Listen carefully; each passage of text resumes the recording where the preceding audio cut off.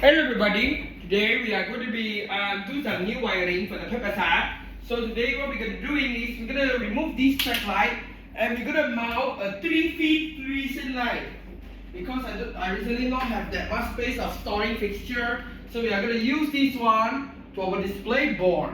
So this fixture is a 3 feet fluorescent light fixture.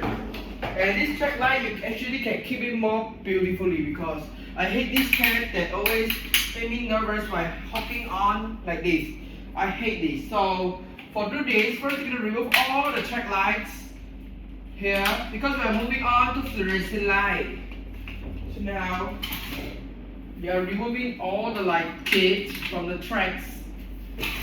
And now we are removing the lighting connection. So for the most of the safety purpose, we're going to shut off our main circuit breaker for safety reason. First thing to do is we're going to remove the screw right over here. And there you go. You expose the ground connection and few of the wires. Okay, so this ground is useless, so we just need to connect the ground.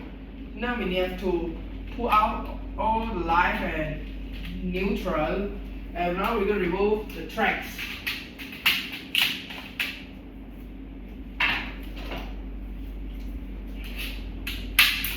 There we go. So this old track, we're going to keep it because it's still usable. Because I'm going to make a tester out of it. This track light will be as a tester. So later we'll think about where I'm going to put this. Because I have bought a silver track light online because they are very cool. There we go. So because of that, we're going to mount fluorescent fixture because I'm sick and tired from plugging it in and blow it up something by using a track and get shocked and nonsense thing. So now we're gonna I'm gonna move on the fixture. So for this 3 feet fixture already complete with the ballast, so we just mount the fixture. So for the wiring later we can think about it, but the problem is now we are going to be hung the fixture. So for the fixture, we have several holes here we can screw it, but I cannot because they have this tiny thin hole that actually can make something worse. I hate this. So maybe something to support the thing is using zip ties or by more. Okay, so if I let you know more is we are using zip ties, but in reality we should say cable ties because these are house the whole thing tightly, right? So now we are going to do wiring connection. So for this, we just think about it later because we are going to do new wiring later. So we are going to be mounting this lamp fixture to here, and we should do it like this. But we have to arrange the connection. So. Maybe I can go to this hole and this hole to hang the fixture, but the problem is here we have to get plastic ties over these two holes. But you see this cable length hole. But actually, I still love to remove the inside shape first to make installation more quicker. So.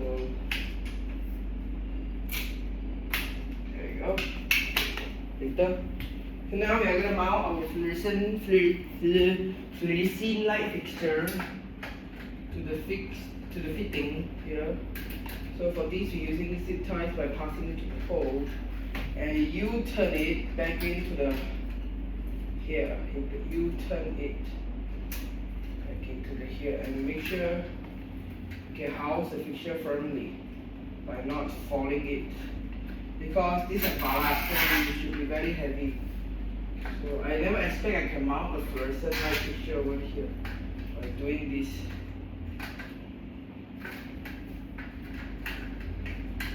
I forgot to pull the sheet out. I think it makes sense at all. Just make sure it tight on it. Oh yeah, still can fall. So very dangerous because you can move. you're going to get more support. So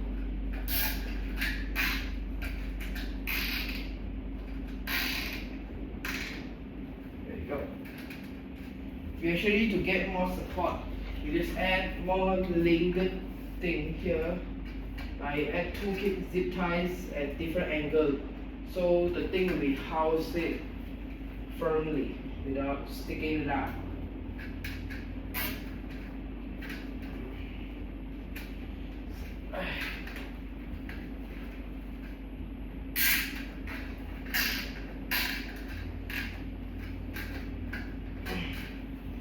You have to make it tight to make sure it's possible to get it out.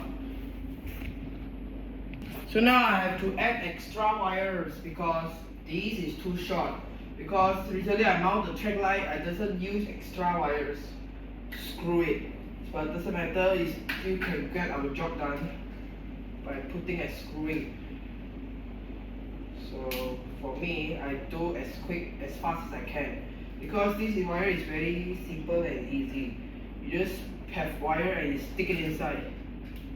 You stick the wire inside, so you just finish. Because these are fluorescent fixture, you just follow the wiring diagram given on the ballast. But mostly I follow my own wiring diagram because I already fixed this thing and recently replaced the lap holder. Now, and we make sure no exposed wire stick out, because if one of the piece of wire stick out, they actually can cause short. And of course my fixture over here has grounding issue, so I put too many ground wire at the same circuit, so it keeps tripping. Okay, tripping my RCCB and also the whole house breakers, because the problem is maybe the light is active on the ballast. Maybe my ballast leaking the voltage, so this also can causing the tripping problem.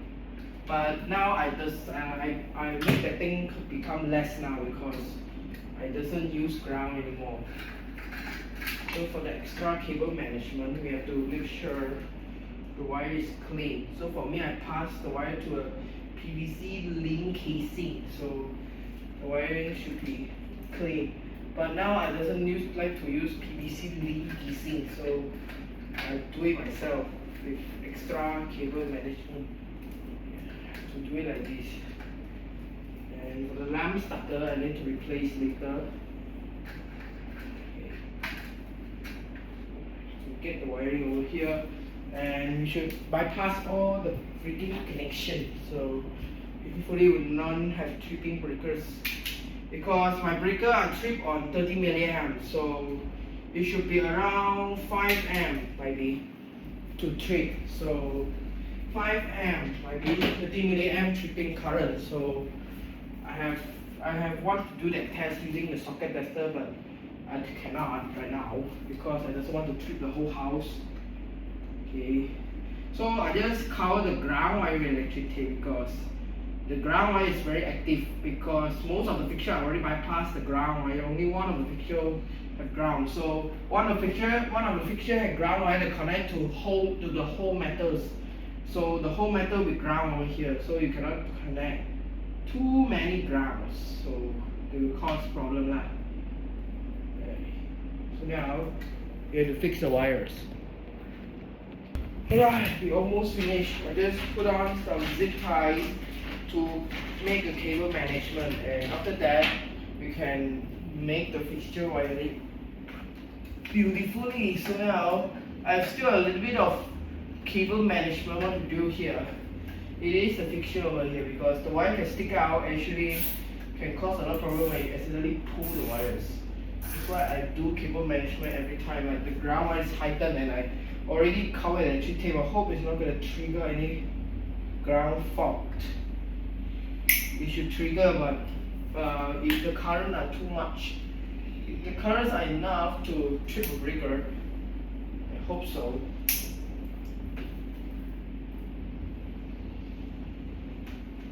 Okay, good. So later I will check for fault connection, like the multi, like a multimeter to like earth or any object like a ballast or anything to see to search a short, because my meter can detect the ground connection. So we just need to measure the ground here to make sure we have no fault. So now one wire is touching the ground, one wire is touching the earth. Oh, I forgot to select. Okay. So I have touched the screw point. Did I have any screw point? We have to test the ballast, because most of the problem that coming out is a ballast short. So most of the problem is coming out from the screw. Okay. Okay. Safe. Right. Oh, I forgot to turn on. That's why I cannot detect any voltage. But now I need to turn all the main supply, so I can check for performance, because my breaker cut off all the circuit. Right?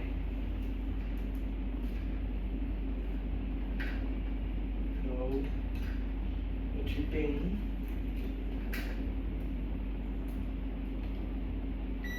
Okay, good.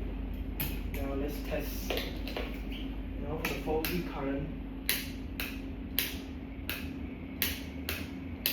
Alright. We're gonna make sure no tripping. After all, where's my test band? Son of a. Alright. Now I'm gonna check for faulty connection. Okay, ballast working good. Alright, turn off. Now let's do everything. Alright, so now I'm gonna test with new 3-feet lamp. Okay. Started a problem. Yeah.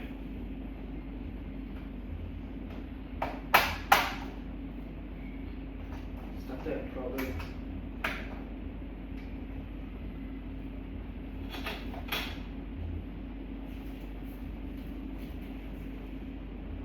The leaking voltage is so strong, I think.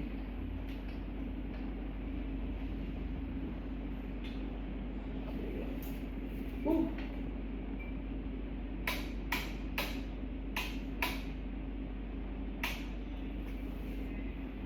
The leaking voltage is not strong, but the starter may have striking problem.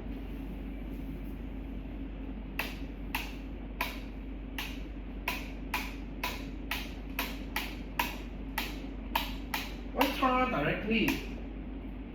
You should pass the starter before moving on. This lamp has issue. See, I swear to God, this lamp has issue from it.